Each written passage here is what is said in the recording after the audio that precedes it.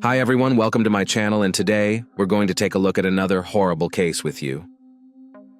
In psychology, there is a special term called Adderley syndrome, which refers to the morbid obsession of one person with another.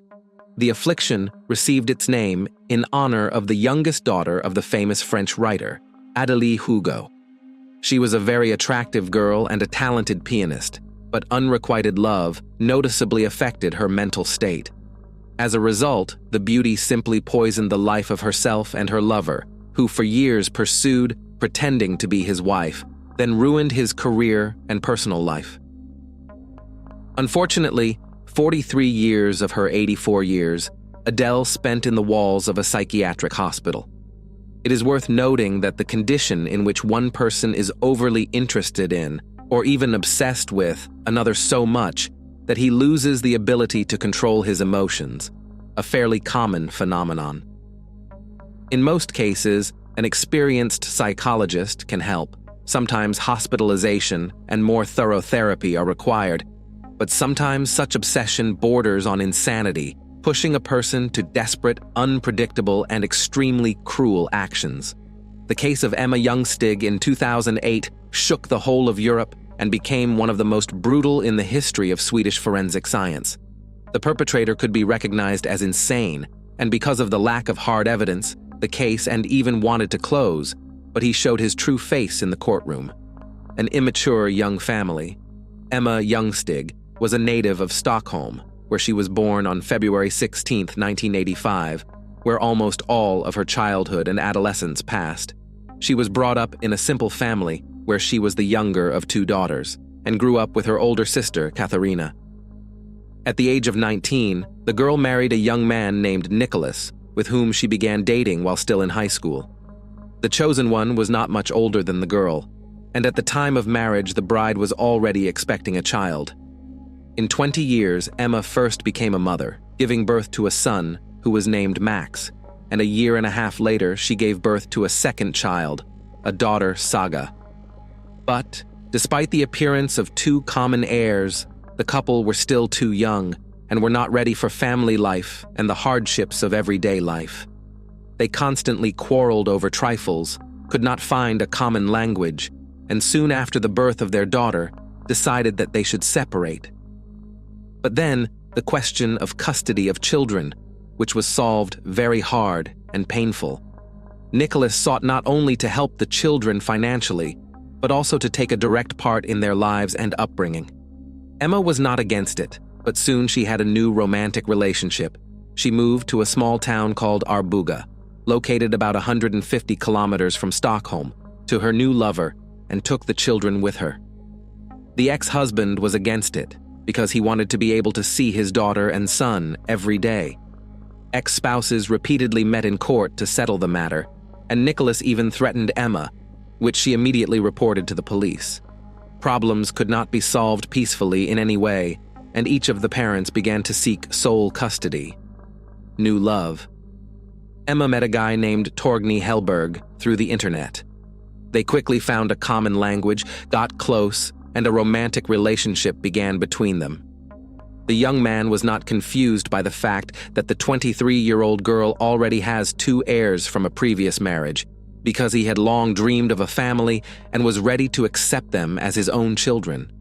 The newly married couple first lived in a small house, which was inherited by Torgny by inheritance. But when the lovers decided to get married, they moved to a larger house, where they could live comfortably, and each of the children would have their own cozy room. The man at that time had a good job with a decent salary, and Emma was engaged in raising small children, as well as creating a home, but, being a designer by education, was going to work in the future in the specialty. The couple planned to play a wedding in the summer of 2008, but these plans were not destined to fulfill. Brutal massacre. March 17, 2008 was an ordinary Monday. Torgny went to work early in the morning and Emma stayed home with 3-year-old Max and 1.5-year-old Saga. In the evening, the girl was preparing dinner, waiting for her fiancé to return, and at the same time, she was chatting online with her sister, Katarina, discussing a gift for their parents' upcoming wedding anniversary. At about 6:30 in the evening, Emma received a call from Torney, warning her that he was late for work. He said they could start dinner without him. After the brief phone conversation, Emma continued with her household chores, fed the children, and then sat down at the computer again, continuing to text with her sister. At 07:07 p.m., their communication was abruptly interrupted, literally half a word. Katerina thought it was very strange, because she saw that her sister was typing a message to her, but for some reason never sent it. 5 minutes later, a worried Katerina called Emma, but she didn't pick up. Then she dialed Torgny's number to find out what had happened. The young man was on his way home from work and was just approaching the house, so he assured Katerina that everything was fine, that Emma was probably distracted by the kids, and that she would call her back as soon as she could. When the man arrived at the threshold, he was surprised to find that the front door was unlocked. When he went inside, he immediately noticed the mess, thinking that the children had made a mess while playing. But then he saw brown stains and stains on the floor, realizing with horror that it was blood. Hellberg called Emma and the children's names loudly several times, but no one responded. In the hallway on the floor, the man saw a strange object, thinking at first that it was a doll, because the figure was lying in a completely unnatural pose. As he got closer, however, he realized that it was Saga in a pool of her own blood. Her head and face were disfigured beyond recognition and turned into a bloody mess. A little farther away lay her brother in a similarly horrifying state, with a fractured skull. Their mother was also lying on the floor, covered in blood and in an unnatural posture. Her face was badly shattered and disfigured. It seemed that all of them were no longer showing signs of life.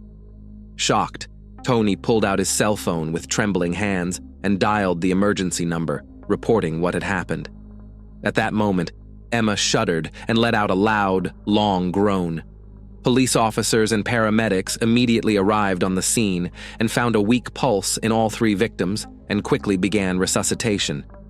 The picture was horrifying. No one understood what kind of beast could do this to a young woman and her children.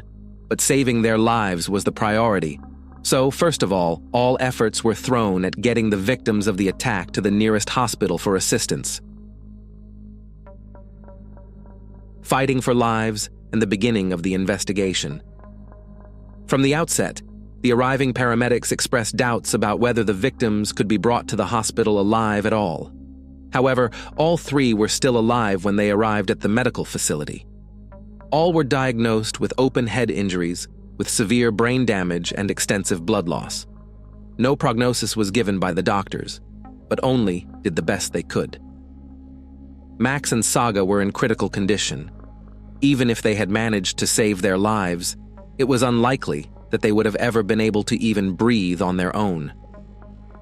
The condition of their mother was assessed as very serious, but stable. The young woman was put into a medically induced coma and hooked up to life support machines, hoping her body could cope. While doctors were fighting for the lives of the victims, forensic experts were working at the scene, trying to find clues and reconstruct the picture of the crime. Inside the house, chaos reigned. Scattered belongings, blood on the floor and walls. Unfortunately, the medics left behind a lot of clutter, as well as moving certain items around to allow access to the victims. The floor where Emma, Max, and Saga were lying was literally trampled on, and now the medics had to figure out what footprints belonged to them and if the perpetrator's prints were there. Remarkably, the intruder had massacred the three victims, at most in 13 minutes.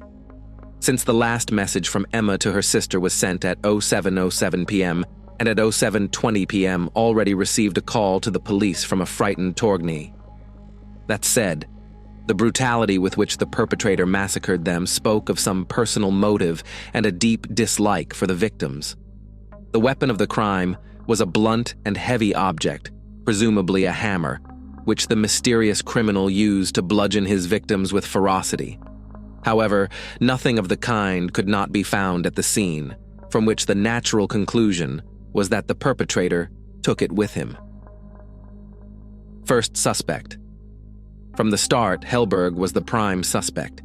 He was not married to Emma and was not the father of her children. and therefore it was suggested that perhaps a domestic quarrel between the couple could turn into a bloodbath. The grief-stricken man was immediately questioned, but he had an ironclad alibi. Firstly, he was really late at work, which was confirmed by his boss and colleagues, and secondly, at the time of the brutal massacre of his loved ones, he was walking down the street and was caught on a number of CCTV cameras. Nevertheless, Torney was decided to take a detailed statement, as he might have seen or heard something important that could help in the investigation of the crime. However, he could not remember anything specific, for it was business as usual until he saw the mess and the bodies lying on the floor. The only thing that alerted him was the unlocked front door, which could indicate that Emma had let the criminal in. After questioning, the man was released. By then, he had already informed his fiancée's family, and Emma's parents immediately rushed to Arboga from Stockholm. Together, they went by car straight to the hospital to the victims, but on the way there, they learned from the news on the radio terrible news. Max and Saga died of their injuries without regaining consciousness. Ex-husband's revenge? The new suspect was Emma's ex-husband and father of the children, Nicholas. The couple had been divorced for more than a year and parted peacefully. They did not manage. They constantly quarreled, sued for custody of the children, and the man even threatened the ex-spouse, which she reported to the police. It seemed that everything fits. After the breakup of the young woman took the children and took them to another city to his new chosen one, and their father, not having achieved custody through the court on the grounds of hostility to Emma, decided to take a desperate step, and in a fit of rage and crucified the heirs. Nicholas was immediately tracked down and taken into custody, but the man seemed crushed by the news of Max and Saga's deaths, sobbing and constantly asking if there was some mistake. When he was charged with what had happened, he was at first stunned, and then began shouting that he would never hurt his children, whom he adored. When asked where Nicholas was at the time of the crime, he replied that he was away in another city, where he went on business for a day. It sounded strange, but soon his alibi was confirmed. The man was indeed 120 miles away from the crime scene when someone was massacring his ex-wife and children. Searching for clues and fearing for the life of the sole survivor, forensic investigators remained active at the scene, trying to find any clues, evidence, or traces of the attacker. But the perpetrator had obviously worn gloves and left no fingerprints. With traces of shoes, everything was much more difficult because the house was visited by a dozen doctors who rendered assistance and took out the victims. Now it was necessary to collect all the footprints there and to find out which of them did not belong to the medics, Torgny, or the victims themselves. The law enforcers were afraid that the criminal, having learned that Emma had survived, might sneak into the hospital and finish what he had started. After all, she was a crucial witness, and in case she came to her senses and could testify, she would certainly give him away. Therefore, a 24-hour guard was posted outside Youngstig's room. At the same time, neighbors were interviewed in search of possible witnesses. One woman recalled that at around 05 in the evening, a stranger in black clothes was walking around Emma and Torgny's house.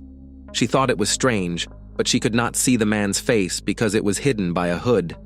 However, the neighbor suggested that it could be a girl because the figure was short and fragile.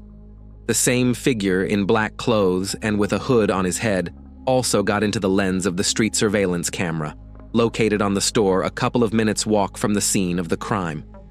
It also appeared to law enforcement that the woman in the video was a short, frail-looking girl. But who was she, and why would she wish harm on Emma and her children?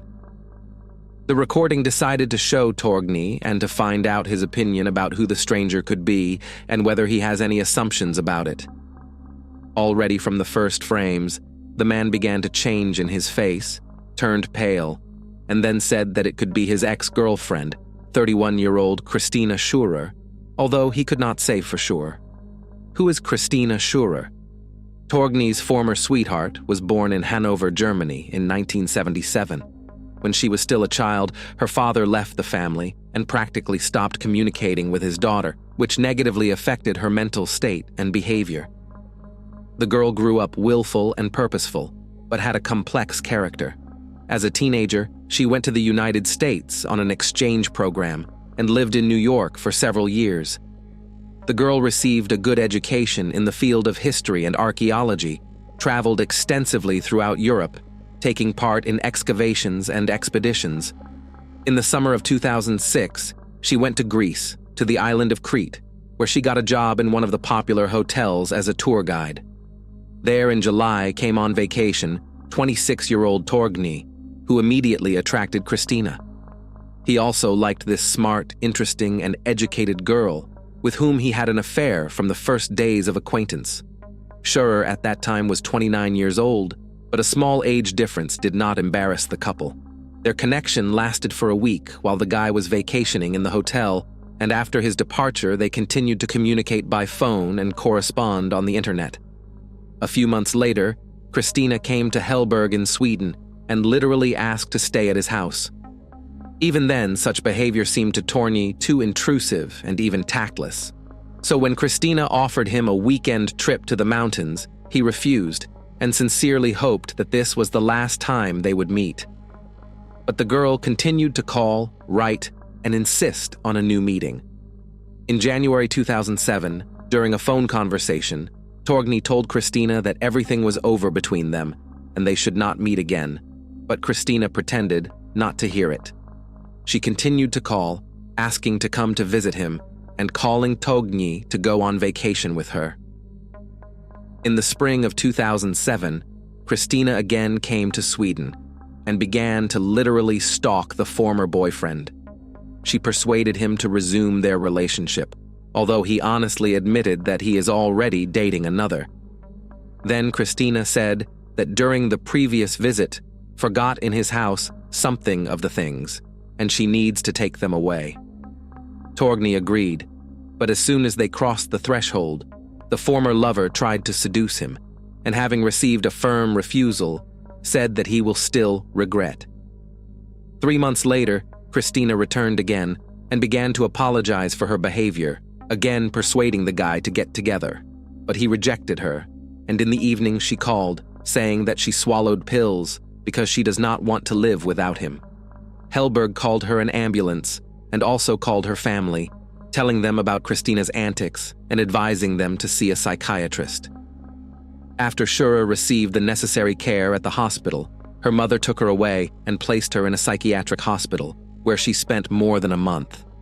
However, the treatment did not give much results, and the girl remained literally obsessed with her former lover, constantly thinking about how to get him back and inventing new reasons for meetings. In October 2007, Christina decided to move to Sweden and settled in the suburbs of Stockholm, where she rented an apartment with another girl. She started to pursue her ex-boyfriend again, and when she got to meet him, she told him that she had given birth to a son by him, but gave the child to a foster family. Torgny was shocked by this news, but what he was most interested in was when it had happened. The last time they had been intimate was more than a year ago, and after that, they had met 3 more times at different times, but Christine had shown no signs of pregnancy. She herself answered evasively, and each time added some new details. In January 2008, after a dozen unsuccessful attempts to meet with Torgny, Christina wrote him a message in which she told him that their son had been diagnosed with a certain hereditary disease, and now they should go to Germany together to see him. She also added that the child's adoptive father would contact him and give him the details. At this time, she and Emma were in the process of moving to a new home, and the girlfriend was aware of the whole story. She believed that Tony's ex-girlfriend was simply trying to lure him to Germany, and no son had ever existed. When Tony received a call from a man who introduced himself as the adoptive father of her and Christine's child, Tony, on Emma's advice, began to ask questions about when the boy was born, in which hospital it happened, and so on. The interlocutor was clearly annoyed, avoided answering in every possible way, and then, and after all, hung up the phone. So Hellberg finally came to the conclusion that no son never existed, Christine made up the whole story and asked someone from the acquaintances to play along. Christina's arrest and the search for evidence. After learning such a convoluted story, detectives quickly found out where the new suspect lived and went to the address. The door was opened by her roommate, who told them that Christina had hurriedly packed her things the day before and said that she was going back to Germany.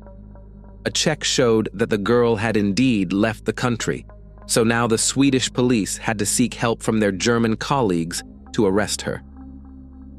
On March 20th, a warrant was issued for her arrest. When the suspect was arrested, she claimed that there had been a mistake and that she had nothing to do with the massacre. But after she was taken to Sweden on March 29th, she immediately requested a meeting with Torny, which was denied. She was completely calm, but periodically asked to meet or call her ex again. Christina's rented apartment was thoroughly searched, and her phone and laptop were seized for inspection. All her clothes were thoroughly checked, but no traces of blood were found there. By then, investigators had worked out which of the bloody shoe prints at the scene did not belong to the medics and family members, so it was determined to be athletic, and from the tread pattern they even figured out the brand and appearance. The size matched the one worn by the suspect, but she herself claimed that she never had such a model of sneakers. However, this statement was quickly refuted, as the shoes were identified by her roommate. Much more interesting findings awaited detectives in Christina's laptop. It was full of photos of Torgny, both their joint, and those where the man was depicted alone or in the company of his new lover. Also, in a separate folder with a very unpleasant signature, contained pictures of Emma and her children, which the suspect copied from the rival's page in the social network. Schurer captioned each photo with insulting, threatening, and downright scary captions. In the recovered search history were found requests on how to commit a murder without leaving traces, how to hide traces of the crime, and how to divert suspicion from himself. Also in the notes, investigators found a plan of Emma and Torny's new home and notes that indicated when the man left for work and what time he returned, and some other notes regarding the family's daily routine. Interview with survivor. Emma's condition was stabilized, her vitals gradually began to improve, and towards the end of March, doctors decided to gradually bring her out of the medically induced coma. Upon awakening, she was still unable to speak because of the breathing tube, but her gaze was meaningful. It was clear that she recognized the relatives present in the room, but did not understand what had happened to her and how she had ended up in the hospital. As soon as the victim became a little stronger and was able to speak clearly, the police agreed to talk to her, but decided not to tell her what had happened to the children. And then it turned out that Emma had no memory of the events of that fateful day, and believed that she must have been in a car accident. She kept asking about the children and whether they were all right. At first, she was given evasive answers, but then her family and medical team decided that there was no point in withholding such information. When Emma was told about what had happened and that her babies were no longer alive, she became hysterical.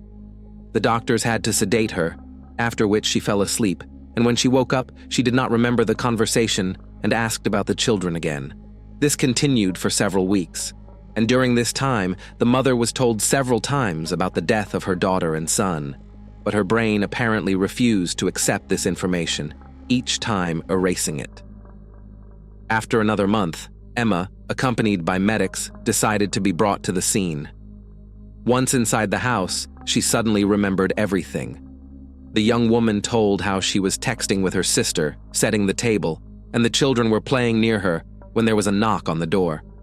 She opened the door and saw a dark, short female figure on the threshold, but when she asked what she wanted, she felt a sharp pain and her eyes went black.